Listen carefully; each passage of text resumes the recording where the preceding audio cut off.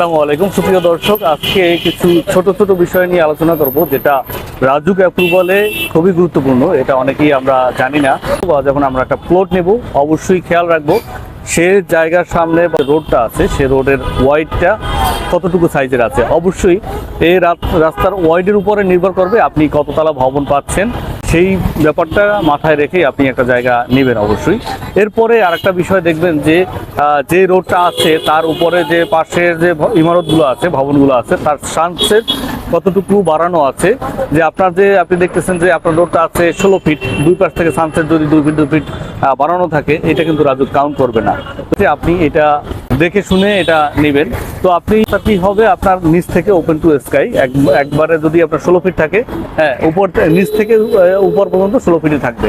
আর যদি 20 ফিট থাকে 20 ফিটই থাকবে। তো আপনার যদি এভাবে রোড থাকে সেক্ষেত্রে রোডের ক্ষেত্রে আপনি একটা প্রণোদনা পাবেন, তার অনুমোদনের ক্ষেত্রে কোনো সমস্যা হবে না।